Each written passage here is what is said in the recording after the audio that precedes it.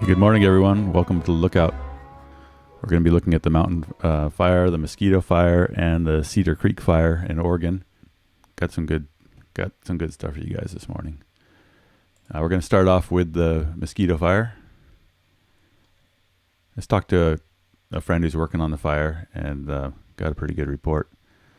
It's always nice to hear from people that are actually there and have the skinny.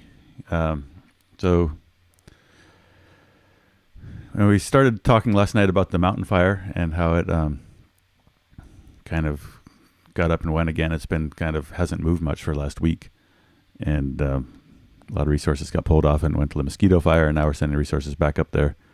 It was burning well in the middle of the night. So had a bunch of people asking about threats to Tahoe, threats to Truckee, kind of the big picture view of the Mosquito Fire. So we're going to start with the part of the fire that is facing the most people, which is the kind of southern edge. And just jump in there. And the fire got flown last night at 3 a.m. And so this map is really similar to the map we had yesterday, where we've got kind of a progression showing days of fire spread. Starting off with the original kind of first few days and the big run we had on the 9th, actually on the 8th. This big kind of orange blob was the 8th of September. And then the red was night before last, and purple was yesterday morning. And so as we said before, the places that we're concerned about are the places where there's the latest color on the edge, meaning that there's new spread from the day before. So what we can see here on this map today, we're just throwing in a new perimeter, which is the kind of this light blue outline. And we're going to start off here over by Foresthill. This light blue outline is where the fire was at 3 a.m. this morning, September 11th. So, and happy September 11th. If you've got people in your story that were part of that, or affected by that, my respect to them and to you. I was in a fire camp that morning and surrounded with firefighters, and we all watched TV, and it was, all I can say is being surrounded by firefighters on 9/11 was something I'll never forget.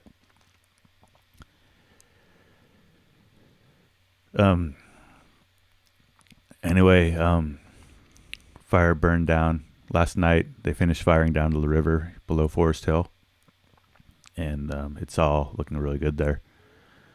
So we've been waiting to see, for this to get tied in. Now that this is down to the river, we've just got this great timing going on right now where we have below average temperatures. The smoke is going to hang in. The humidities are up because of the hurricane.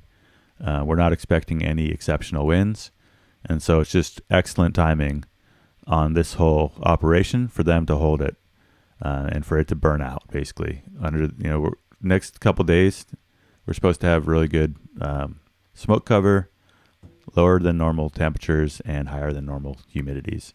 All really good conditions for letting this cool down and then having this whole north side, Forest Hill side, secured down around here. Overnight, this imagery was shot at 3 a.m. So we're looking here up the Middle Fork American River Canyon with Forest Hill on the left. Here's Forest Hill up here.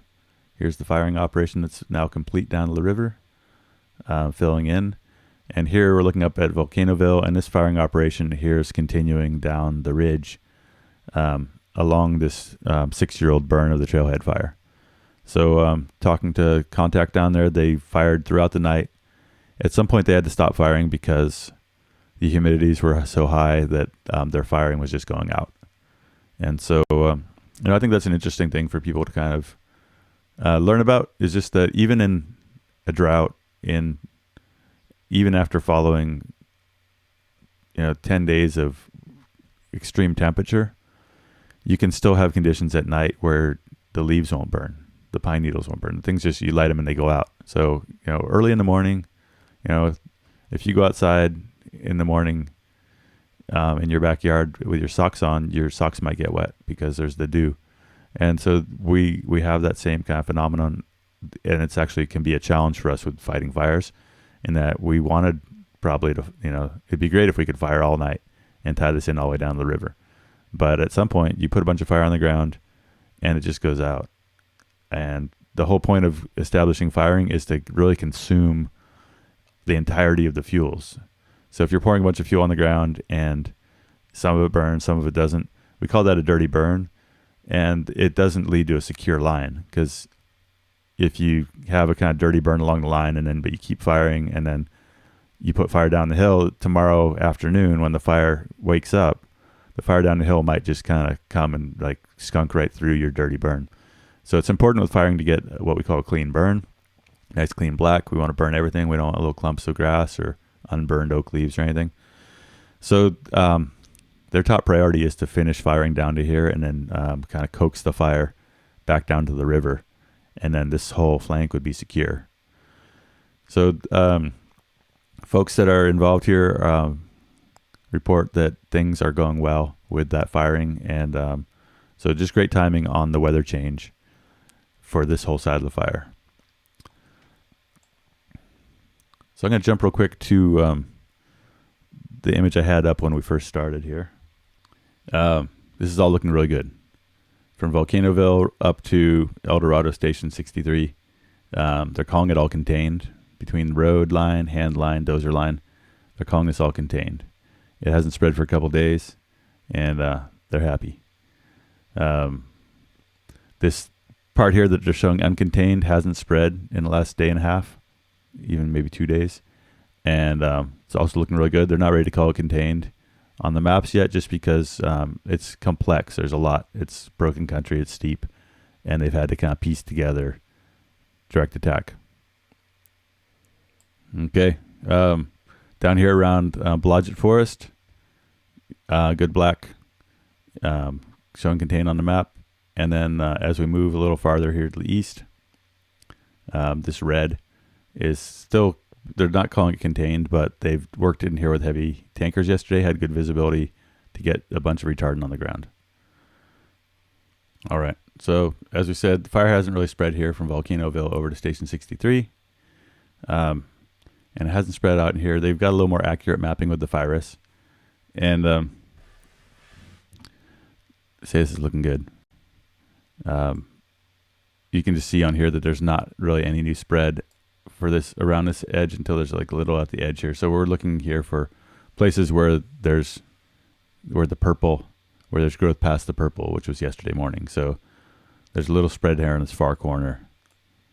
As you come around to Blodgett, there's no real growth here until you get kind of tucked into this gully back in here where the fire grew out to the southeast.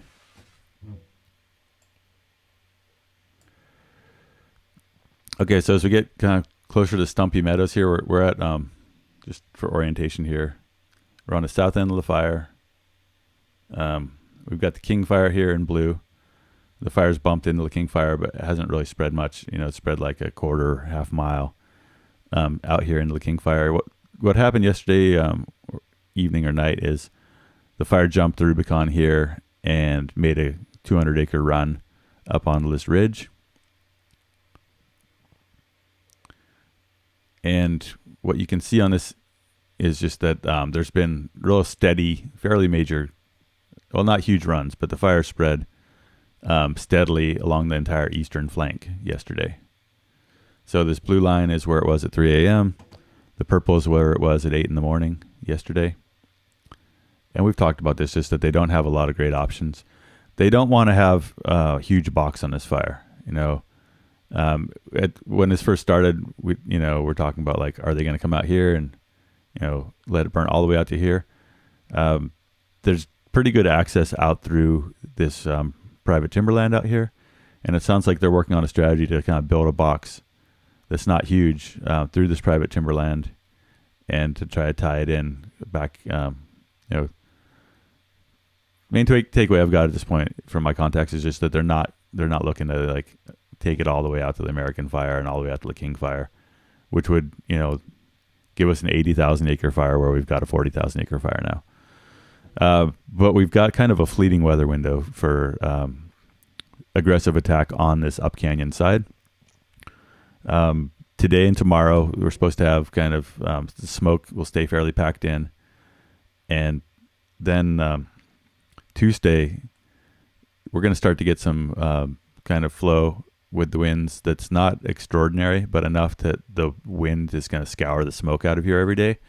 And we're going to get back to having more sun on the fire and drier conditions, and still below average temperatures over the near term. And so there's a window of opportunity to fight fire aggressively here. But once we get back into that kind of more typical flow of the winds and lose the inversion in the smoke, we are going to see, continue to see the fire to grow here in this really steep country. And so all of this firefighting on this scale is really a matter of timing and choreography, and whether or not they can muster the resources to get the line in, get it prepped, get it fired before the weather and fire pushes them. So don't have a lot to report out in this country, except that they're working on a strategy that isn't a huge box. And then to come over here and go up the north flank from Forest Hill, things are looking pretty good over here. There's not a lot of new spread showing. The only thing that kind of filled in the last 24 hours over here is out in here, where we've been talking about them kind of having to pick up the fire in the bottom of Volcano Canyon here, or kind of midway in Volcano. No spread for days here up Chicken Hawk Ridge, except for firing that they put on the ground. And so they've continued firing here up into the corner on this kind of turquoise line. And people are feeling good about that. And also, so these cool mornings when we've got kind of still air and everything, it's a good time for people to kind of come in here and just patrol and pick up. It looks like there's a little spot at some point, we've got these nice opportunities in the morning with lots of time before the weather conditions get critical to kind of tidy up these firing operations and patrol them and pick up any, little slops or anything. So, so people are feeling pretty good about this Forest Hill side. It's really typical of a large fire in that we talked about this, where we pick up the stuff that we can. We focus our energy on the flanks where the wind and access allow us the opportunity to get things done. We're not going to take all of our air tankers and crews and go and throw them at this kind of inaccessible, steep, deep country right off the bat. We're going to come in here and we're going to button up the parts of the fire that threaten the communities and where the topography and fire behavior give us the best chance of success. So that's all going really well. We're almost a week into this fire, and these two flanks are looking really good. So now the challenge is, how do you turn your efforts as soon as this is really buttoned up and we can go to a patrol status on that? How do you turn your efforts and equipment and people and everything toward this bigger challenge of this really topographically challenging part of the fire? So before we leave the Mosquito Fire, I just want to do a couple measurements here, looking at how far the fire is right now from various points of interest.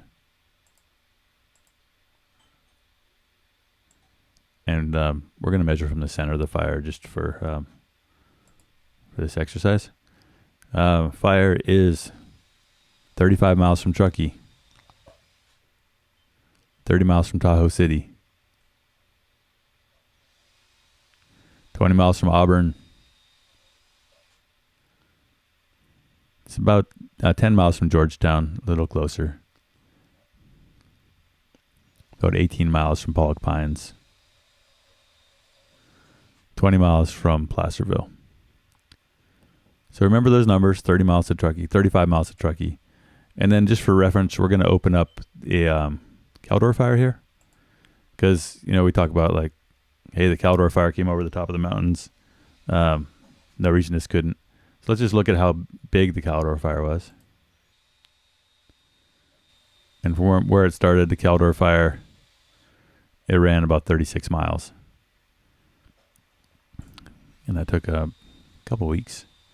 So we wouldn't say, and the King fire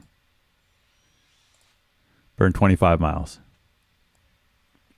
So that's really all I have to say about whether or not the fire will get there, is that it's not unprecedented, but it was extraordinary. Last year was extraordinary.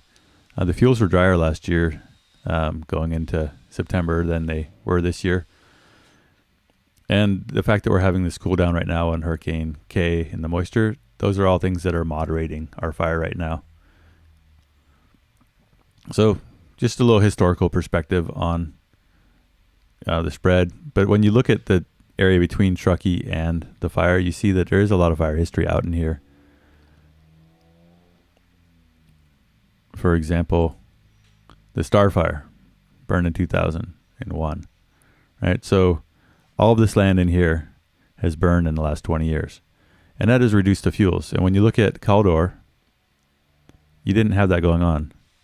Here in the Caldor fire, we had various burns out in here, but the fire found a way pretty much to burn through a huge amount of expanse here that hadn't burned in the last 100 years. So you can't really compare the Caldor to the potential of the Mosquito, just because you've got a much different picture in the patchwork of historic fires that kind of contain or wrap that area. It's not to say that fires won't burn to a 20-year-old burn, but it is to say that a 20-year-old burn looks something different than a forest that hasn't burned for 100 years. So hopefully that's helpful, just to give you a little kind of big picture context on where this fire sits in the landscape. It's not, you can't really compare it to the Caldor. And you can't compare it either to the King fire, which made a 15-mile run in a day, because this fire can't run 15 miles without hitting a burn that has happened in the last 20 years. Where King, it ran that whole 15-mile run in a day through an area that really was kind of devoid of recent fire history. All right, so we're going to jump now up to, we're going to fly over all this fire history, which is, every one of these shapes on a map has got hundreds of stories about it. Many, many people that worked. Every boundary on this, every fire boundary on this map is somewhere that people on foot had to dig handline. If you think about that, just the raw volume of labor that's gone into containing fires in this landscape. Okay, so we're flying in here to the mountain fire. We'll stop here just for a kind of a regional quick look around. We've got Fort Jones up here, Grenada, Gazelle, Edgewood, and Weed.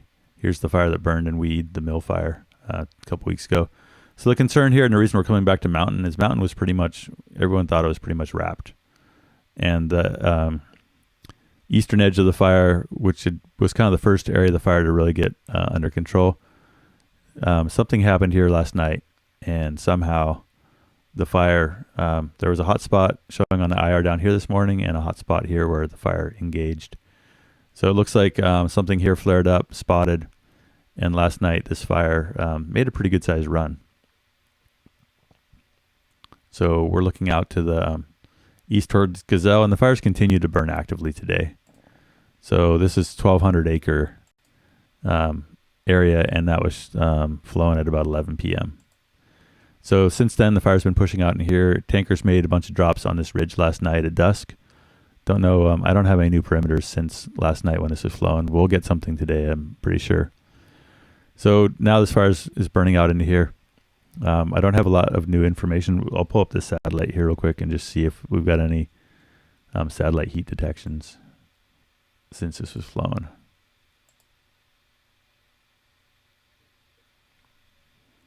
Yeah, so satellite's showing that it's spread out here on this ridge. Like we all say, we take these with a grain of salt. They can be really inaccurate, but it does show that the fire has spread up slope, and there's enough kind of heat there that's probably fairly accurate.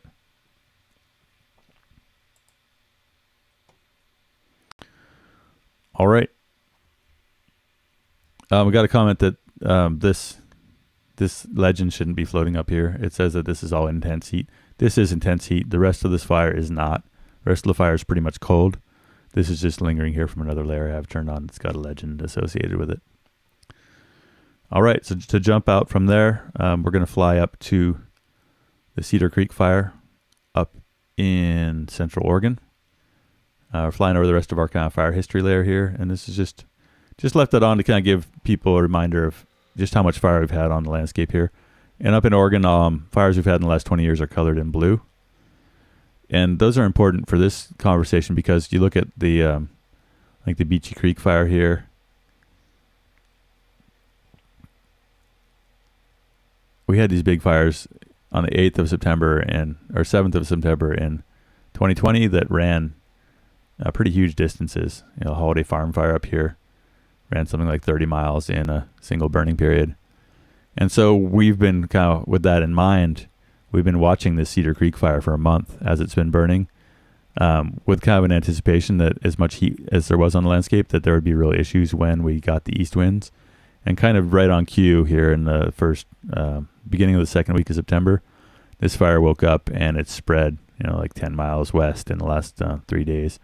This is mapping from the night before last in white. And so the fire's made a pretty amazing run here.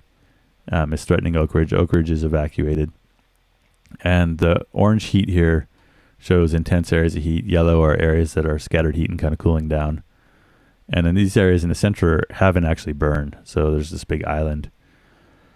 So we're going to be covering this in more detail. We haven't been covering this really closely just because we've been focused on California fires, but there's a lot of stories as to how this unfolded and then as to what's going to happen next. It looks here from this that like there might be firing operations out here along this road system to try to get containment out into ahead of this section here. And of course, we talk a lot about firing and just how it's what helps us control big fires, but also that if you get an event and you lose your firing, you've just advanced the fire. Like I don't think that this is all firing here, but when you put fire on the ground, if you lose it, you may have moved the fire forward a couple miles. What's significant about that in that idea of moving fire forward is that wind events often don't last very long. So if you're going to have an east wind that blows for 10 hours and it's going to spread your fire 4 miles, 5 miles, if you move the fire forward 3 miles, you end out with fire 8 miles ahead of where it would have been if you just left it alone and it made its 5 mile run. So there's consequences of putting fire on the ground, but it's also one of the only tools we have to contain large fires. But as we've seen the last couple of years, firing operations, especially if they're kind of conducted as a Hail Mary, oftentimes you just end out taking the blame for something that nature was going to do anyway, and you may make it worse by moving the fire forward.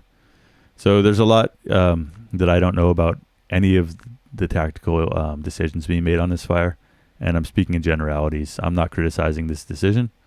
I'm just pointing out as an example that fire gets put on the ground during pretty adverse conditions because people feel like their hand is forced, and if they don't do this, that they say it's better to try something and fail than to do nothing when you know what the consequence is. So in this case, they think the consequence is that this fire is going to end up burning down to Oakridge or farther west if they don't check it up. So they're trying to do what they can, but in the process, they're putting fire on the ground closer to the asset they're trying to protect. So it's a tough call. These firing operations are coming under a lot of scrutiny, and it's how we fight fire. It's how you contain big fires. You're not going to go out here on the ground and go up to the edge of this fire with a bunch of backpack pumps and put out a timber fire. But our toolbox is pretty limited when it comes to dealing with mega fires, and sometimes the tools we're using end out coming back to burn us. So I'd say if there was a secondary name for the lookout, it would be firing operations 101, is because that's really half the stories we're going to be telling on the lookout are about firing operations and about landscape scale firefighting. So we'll keep checking on this. We'll watch how this goes, and we'll wish them the best of luck.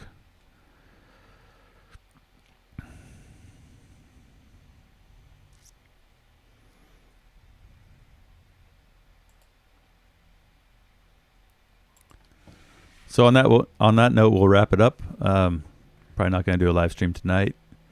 unless there's something dramatic to report. But Sunday, after all, ready for a break.